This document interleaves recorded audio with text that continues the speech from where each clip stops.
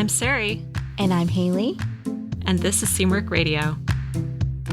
Welcome back to Seamwork Radio, where we share practical ideas for building a creative process so you can sew with intention and joy. And today we're talking about how to revolutionize your sewing space. So we're going to cover how to figure out what the biggest problems are in your space, and then we're going to go over concrete ideas you can use for fixing each of those issues. All right, so we're going to start with our icebreaker for today. And our icebreaker, Haley, is what is bringing you creative joy right now?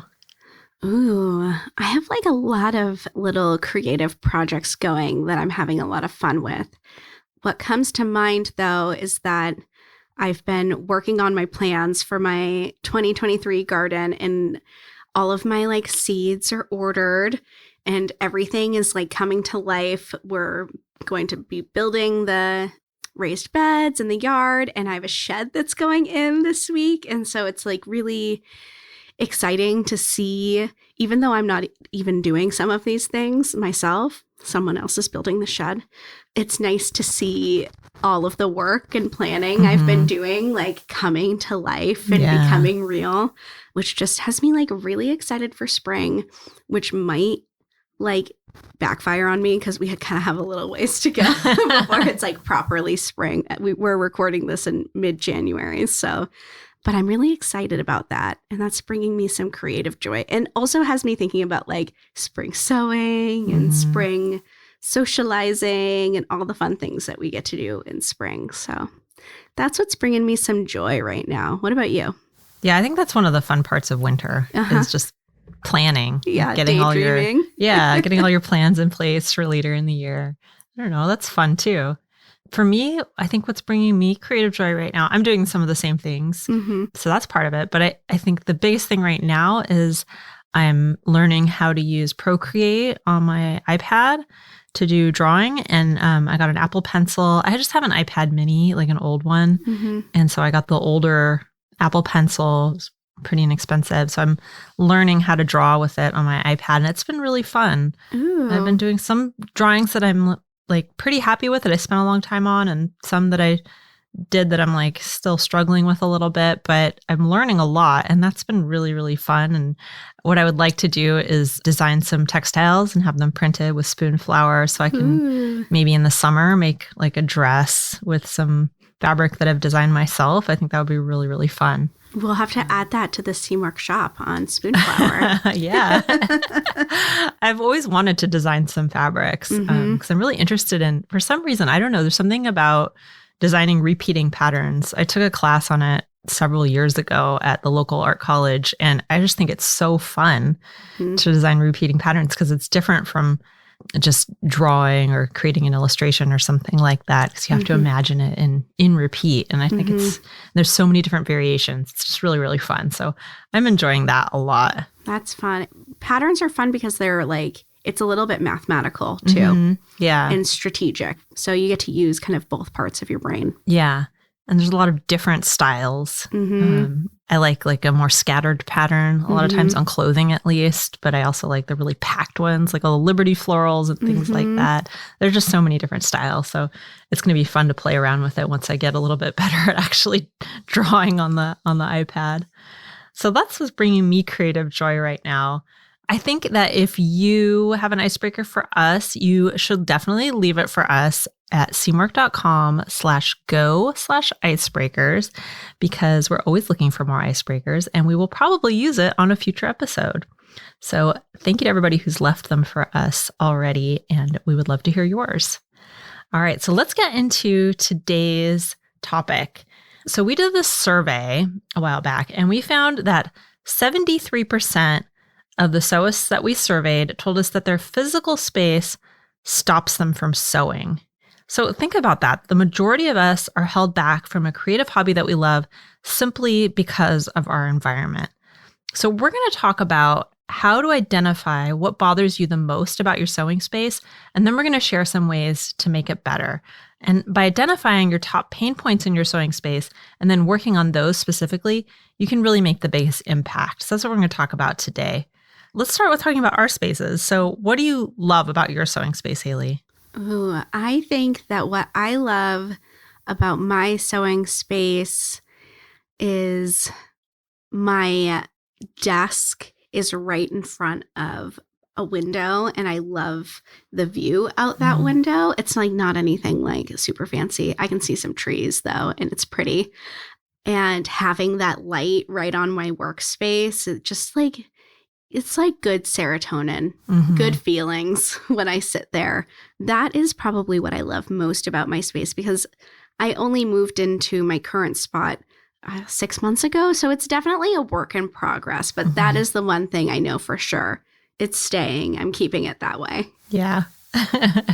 Light is so important in a sewing space. And it's so nice to have the benefit of natural light if you have that. Yeah. It's a real, it really affects your mood. Yeah. I find that to be the case. We're in my sewing space right now as we're recording this. And I too have windows all along one side, and I have a great view out the windows and lots of light, which is really, really nice. It's a little hard in the summer, I'll admit, because it gets so hot in here, really, really hot. So that's a little bit of a problem, but overall, this is Oregon, so it's usually not hot. That's one of the things that I really love about my sewing space. The other one that I really love about this space is that I think I've mentioned this probably to you guys before, but when we moved into this house, when we bought this house about 1.5 years ago, the previous owner was a quilter. And she and her husband were downsizing and moving into another place, and she didn't want to keep some of her sewing furniture. So she just left it with the house for me. She asked me if I wanted it. So my desk, and I have a koala cabinet, which is one of those cabinets that folds out and holds a whole bunch of sewing stuff and also folds out into a cutting table. And she left that for me, and my big L-shaped sewing desk, which has a drop down for the sewing machine. And it's just, it's really, really a nice setup. Not something I would have bought for myself by any means. Like I never would have spent the money to buy this, but she just gave it to me, which is amazing. So that's another thing. And she also has a big, she converted one of the walls into a pin board. She covered it in batting. It's not the entire wall, but it's like half the wall is covered in batting. So I use that for my mood boards and things, which is also really cool and amazing. And I don't know that I would have done that on my own. So it was just like all set up for me. Yeah. Which is really cool. It's very cozy. It is cozy. It is really nice. I love it. I love it here. What do you tend to prioritize when it comes to creating your sewing space? For me, I would say storage is one thing.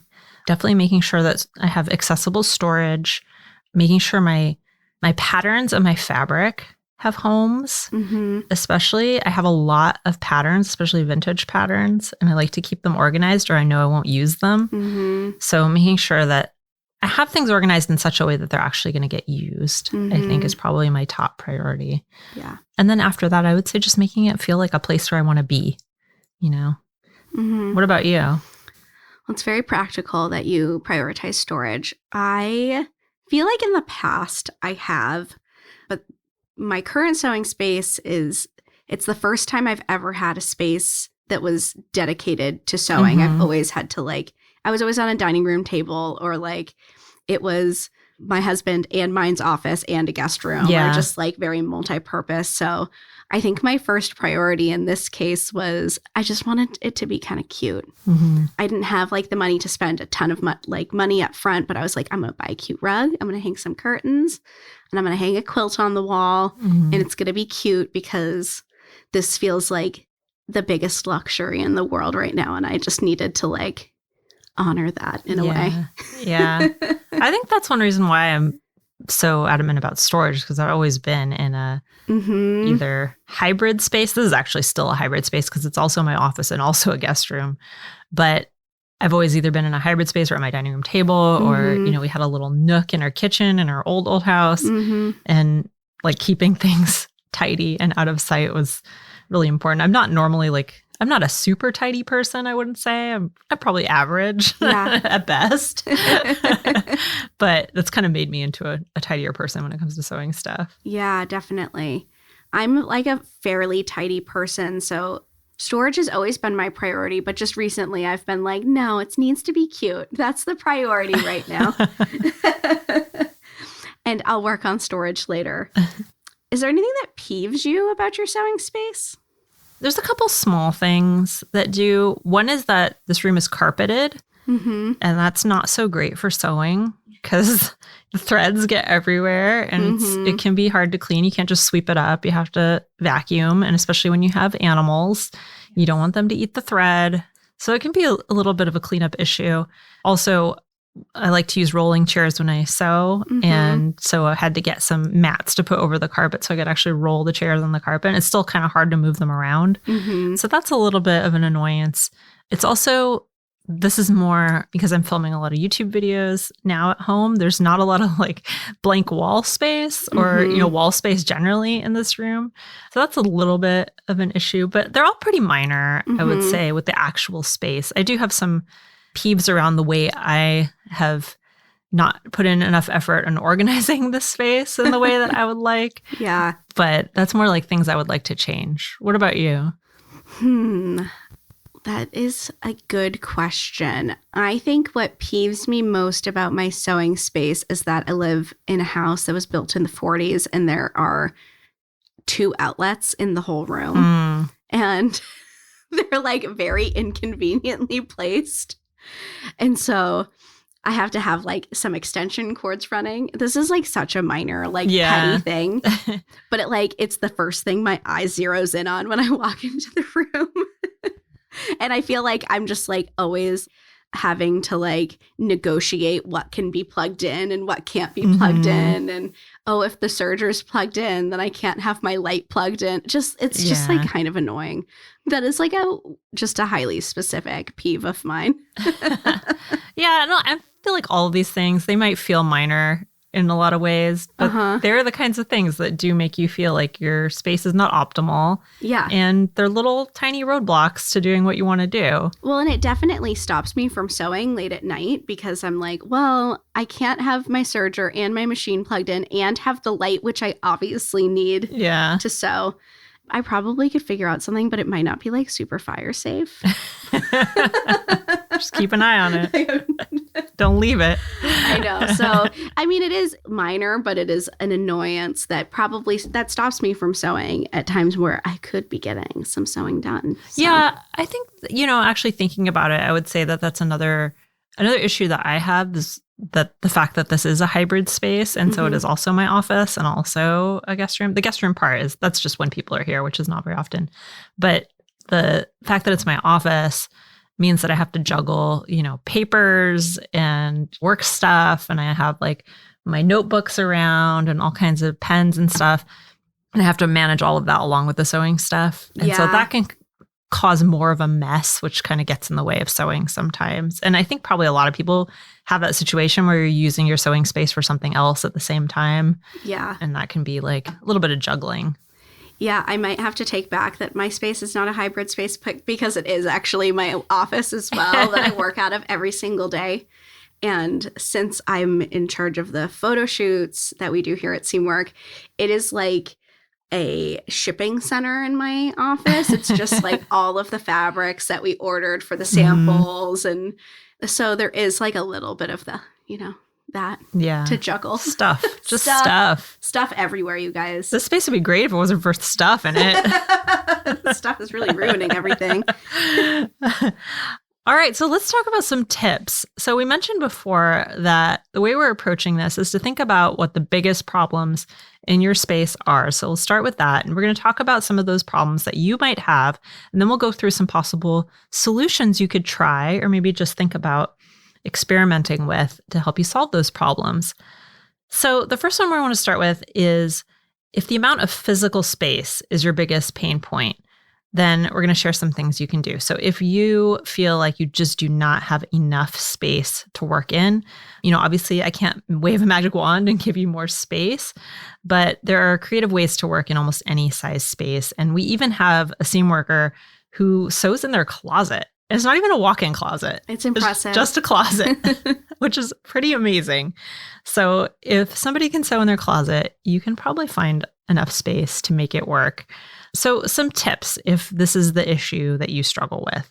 First of all, going back to what I said, is keeping things organized but accessible. And one of the ways you can do this is actually keeping things on carts. I find carts to be a really awesome way to corral things and also keep them nearby when you need them. IKEA has a really, I don't know if they still sell it. I'm sure they still do. I think they that do. That really cute little cart. I know a lot of people have it in their sewing and their craft spaces. And actually, it looks really cute when it's all full of like sewing stuff or craft stuff. And you just like roll it into a closet when you're done. I think it's really good for that like accessible short-term storage. Put your like unfinished projects in it. Put your tools you use all the time. Yeah. And it looks good, and it's got a pretty small footprint too, which is nice. So carts like that are really, really helpful. Kind of related to that, you can put things on casters too. If you have a piece of furniture already that you want to use, you can add casters to it and make it easy to move around so that it's not always in your space. So that's another option. I know this is like a luxury to have this koala cabinet, but it is on casters. So I can roll it up against the wall. I can fold it in, roll it against the wall. It doesn't take up a lot of space. And then when I need a cutting table, I roll it out and I can unfold it and have a big cutting table. So that's really, really nice.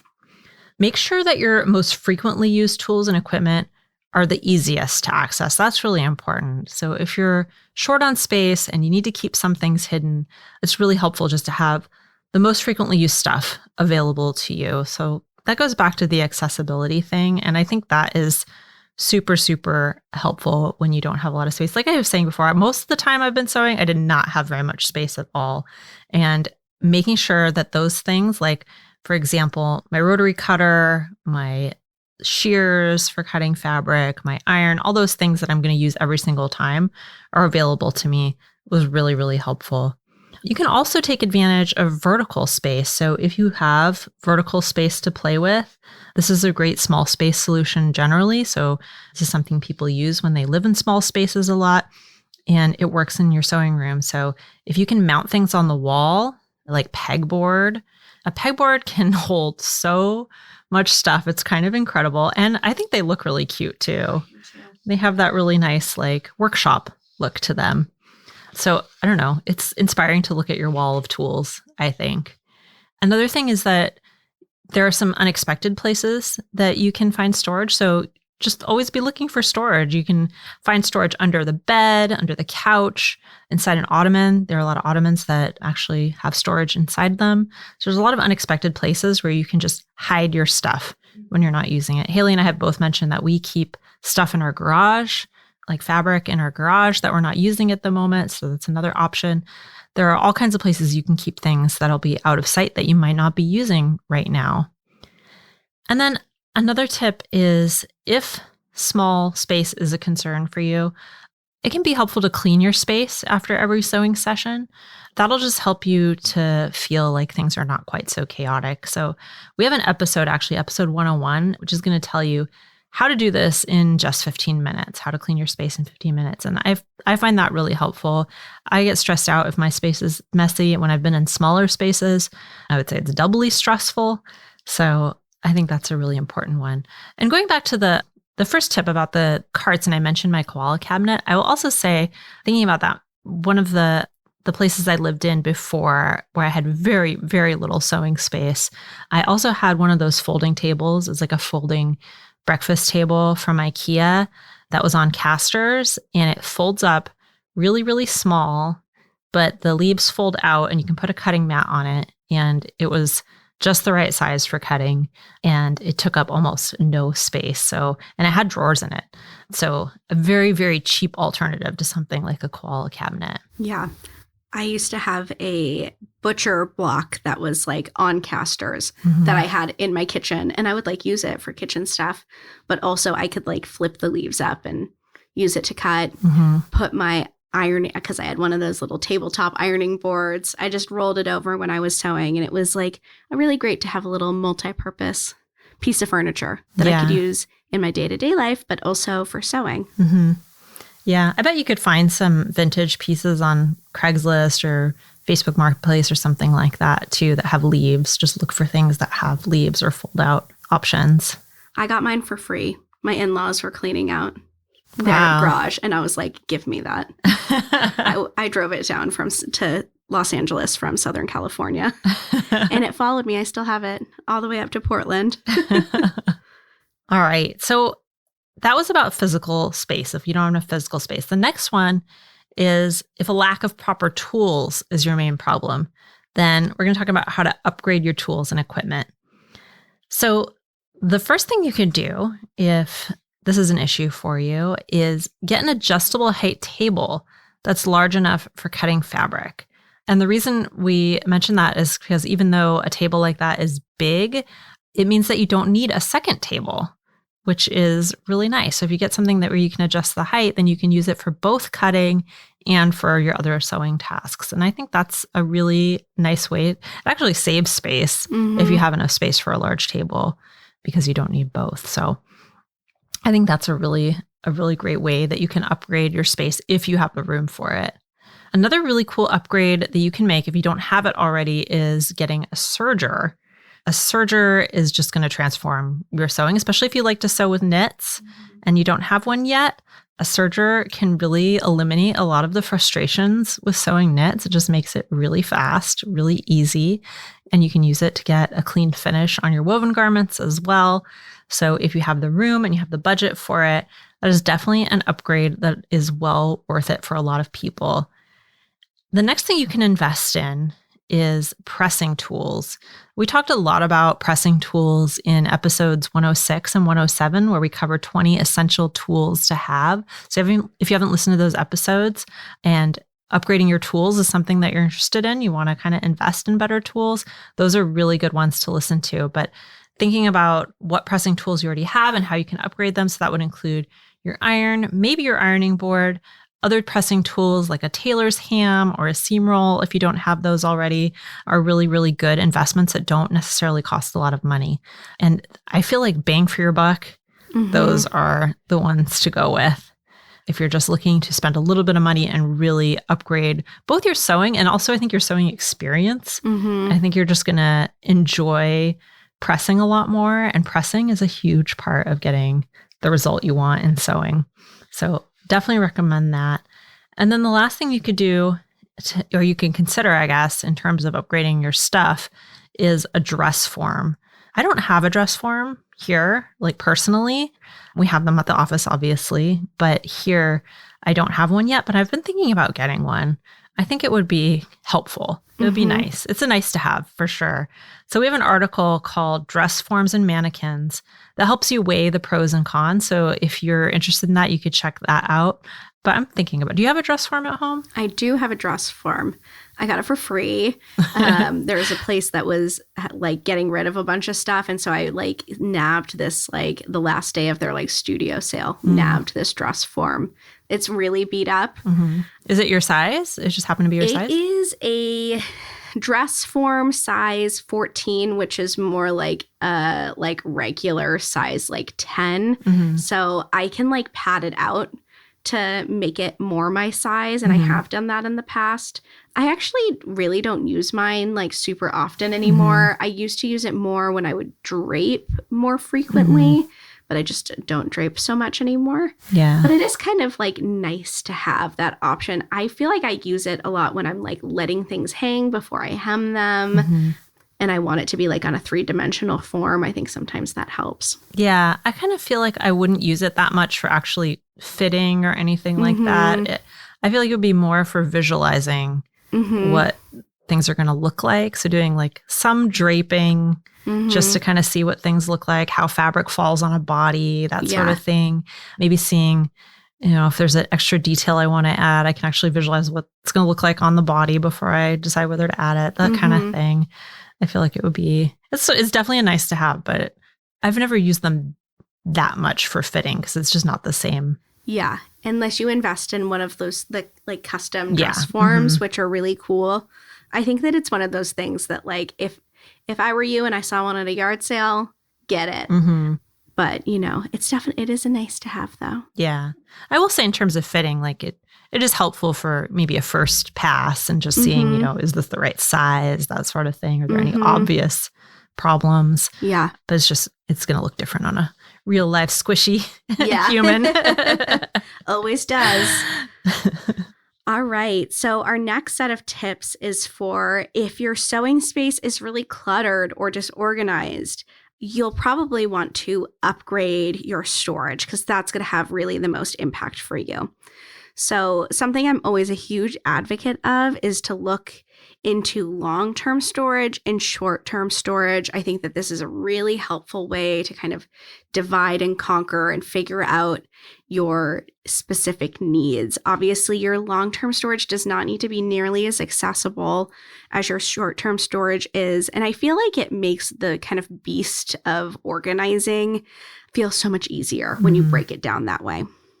Like we mentioned earlier, looking for some more hidden storage options. We mentioned kind of creative places before, but even something like a dresser or a cabinet is really great. If you're someone who doesn't tend to keep, you know this about yourself, you don't keep things like super neatly folded and nice and tidy, then more hidden storage could be a really great option for you because you don't have to do that. I say always like lean into your natural tendencies. If you're not like super tidy, go for the hidden storage. But some people like to make their like sewing space look like a fabric store. Mm-hmm. I have respect for those people. Me too. I am not one of them. I like to choose my battles when it comes to being tidy and organized. But if you are one of those people, you can definitely look for things like open shelving, bookshelves, where you can really display all of your fabric and like see it all in front of you. I think that can be really helpful creatively, just to like know what you have. One thing to look out for, though, is make sure that it's tucked away from daylight and you're not going to be bleaching your beautiful, precious fabric with the sun. Yeah. That's a lesson I've learned the hard way, unfortunately, in the past. If you love that kind of open storage and displaying your things, you can play it a little bit safer and you can display your favorite tools, your favorite notions, even your thread on a nice little thread stand can be really, really helpful. Another tip I have is to not neglect your smaller storage items. I think that we all tend to think of fabric and patterns, but also you have thread and you have buttons, and make sure that you're not neglecting those things because those things I feel like really contribute to that like really overwhelming clutter because it's so much small stuff. Yeah. You can get thread caddies. We use those at the office, and they're really great to just keep your thread organized and not like a huge tangled mess. And you can see what you have since they're clear. Yeah, and you're not like me and you don't end up with like 50 spools of black thread. In episode 102 of Seamwork Radio, we talk about the best storage methods for fabric specifically. So if that is really a big pain point for you, I definitely recommend checking out that episode. And our last and final tip is if your sewing space just does not inspire you, maybe you should take a moment, take a weekend, and personalize your space a little bit. Make it cute. You can paint it. I'm like a big fan of painting. I feel like it has like such a big impact. Obviously, a great way to add color. And I personally don't hate painting. I don't hate it either. I kind of like it. I put on a podcast, paint, take a pizza break. It'll be done before you know it. You can listen to us. We'll be there. We'll be there. Count us in. Another thing you can do is you can get some curtains. Yes, you can sew them if your heart desires. You can use some fun fabric that's really going to inspire you and make your space feel really cheerful. This is a great way to like, I think you can utilize this too if you don't have a devoted sewing space to just like make sure that you're bringing a little bit of cheer wherever it is that you sew, even if it's a kitchen nook. I have to say, when I moved in here, like I said before, this was a sewing space before we bought the home. And she had like this, I don't know what you call it, sort of like a valance, but like a permanent one. It's like an upholstered wood valance that was covered in a sewing themed fabric with like pin cushions and needles on it and stuff. And it was so not my style at all. But it was there for like the first year that we lived here almost. So it was very thematic in here. Yes. And if you love a theme, I say go for it. But I think the most important thing is just making sure that it's something that makes you feel inspired, makes you feel happy. I think some people feel really inspired by like an open, bright, neutral space where they can let their kind of thoughts and ideas run wild. And some people are inspired by like lots of color and print, and be honest to yourself about what you like and what you gravitate towards and make it happen for yourself.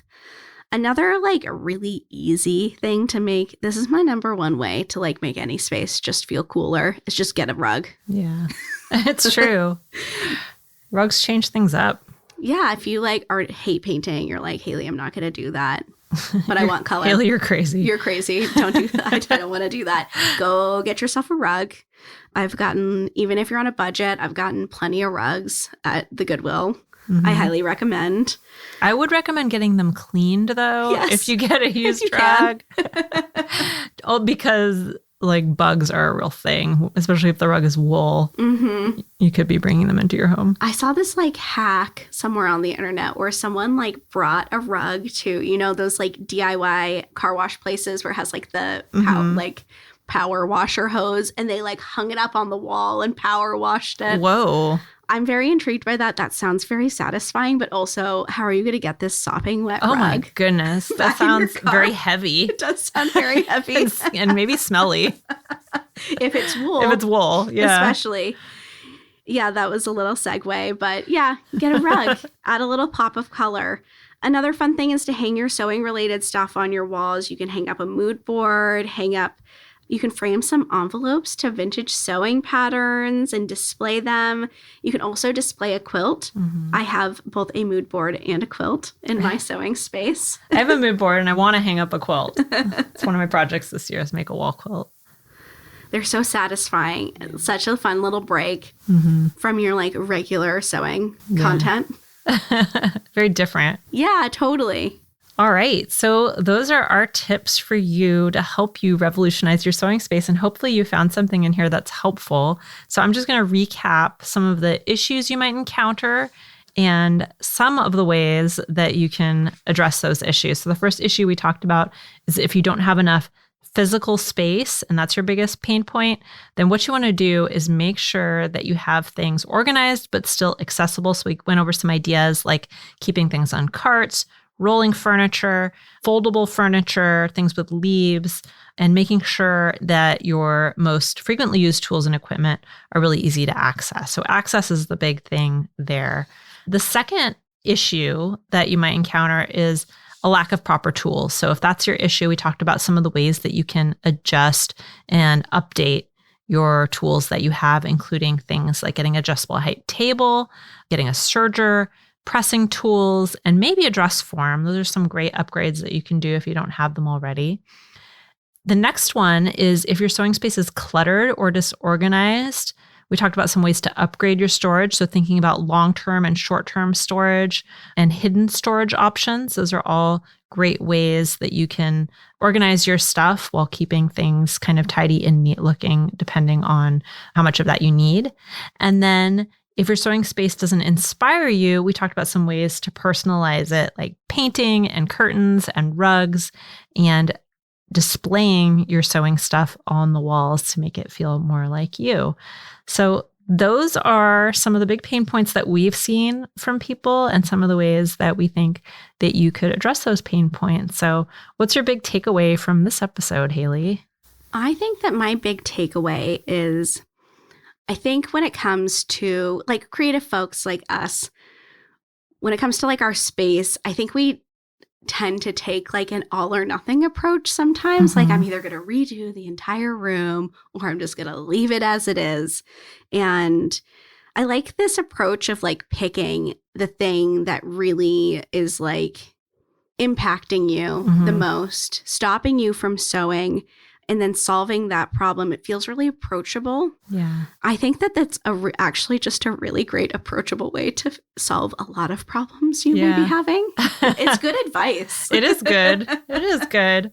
I'm glad we thought of it. I agree. And I think that's my big takeaway too, is I'm going to step back and kind of think about how I can address my biggest pain point right now is organizing a few specific things that don't have homes right now. For example, my paper sewing patterns are like, they're multiplying and I have a lot of plans right now. So I have a lot of them. I usually throw them out when I'm done or recycle them rather. But right now they're just kind of piling up and I don't really have a place for them to live. This is somewhat sewing related, but I have a lot of like camera equipment and stuff and cords and things like that are just floating around. I don't have homes. So thinking about the best way to address those specific issues instead of like, everything's a mess. This is never going to be better, just kind of giving up, which that's been my approach so far, and that hasn't really worked. So yeah, at least for cords. I don't know. I feel like we all have those like hang up issues. And for me, cords are that issue. Always an issue. Like, I don't know how you keep them organized and keep track of which cord is which. I don't know how anyone does it. How do you do it? All right. So if you are interested in learning more about this, we actually have a free download called The Ultimate Guide to Setting Up Your Sewing Space. And this is a free mini guide that has tons of tips and ideas like this for creating a better and more functional sewing area, no matter how much space you have. So you can download it at seamwork.com/go/sewing spaces. And we'll put a link to that in the show notes. But that's seamwork.com/go/sewing spaces. And just enter your email and we'll send it to you. And you'll have this really cool little PDF that will walk you through some of these tips and also has a lot of cool inspirational images that might get your creative juices flowing. So that is available at seamwork.com/go/sewing spaces. And if you liked this episode, please consider leaving us a review. We love to hear what you think. So if you could leave us a review, or if you don't have time for a review, just leave us 5 stars on Apple Podcasts or Spotify or wherever you happen to be listening to this. It really helps other people to find us, which we super, super appreciate. That's how people hear about the podcast, is either you telling your friends about it or leaving us a review that other people can find. So we really, really appreciate it. And we have a review for us today that I wanted to share. And this is from, I have it written here, but it's hard to read, MJP Encinitas. And this person says, great podcast. I discovered this podcast in the last 2 months when I decided to start sewing clothes. I've been binging since then. The podcast made me think about how to plan what I'm going to sew so I will actually wear the items I make. They talk about how to sew items that integrate into your wardrobe, when to buy and when to sew, etc. They talk about the basics of sewing, tools you need, threads to use, where to buy fabric, and which patterns to choose for your ability. Every podcast has a fun intro question that also teaches me new things. I also paid to join Seamwork and have been very satisfied with this. It's really fun to learn a new skill, and Seamwork makes it easy. Oh, what a sweet review. That is really nice. So nice. Thank you so much for that review. We really, really appreciate it. I love reading the reviews. It's so heartwarming to see that people are enjoying the show. It just makes me feel like we're having a little conversation with you guys, which is so fun. And that's why we're here. So with that, we're going to sign off for today. You can follow us on YouTube at Seamwork Video. Definitely check it out if you haven't already, and give us a like and subscribe, because we're doing a lot of cool things over there on YouTube. You can follow us on Instagram at Seamwork. And if you'd like to join Seamwork and become part of our private community, plus get access to hundreds of sewing patterns and dozens of sew-along classes, our podcast listeners get a 50% off lifetime discount when you join at seamwork.com/go/podcast50. So that's seamwork.com/go/podcast50. And we hope to see you there. And with that, I'm Sarai. And I'm Haley. And this is Seamwork Radio. Seamwork Radio is brought to you by the team at Seamwork. Seamwork's an online community that supports you in creating a wardrobe that feels right for you. When you join us at Seamwork, you become part of our private community of makers, and you also get access to monthly sew-along classes, a library of over 200 sewing patterns, and tons of great resources to help guide you through the sewing adventure that you choose. Podcast listeners can get half off a Seamwork Unlimited membership, which means you can download as many of those 200 plus patterns as you want at any time, and our community will be there to guide and support you.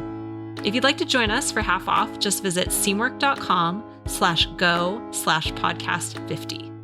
You can also find us on Instagram at Seamwork, or visit our YouTube channel, which is called Seamwork Video.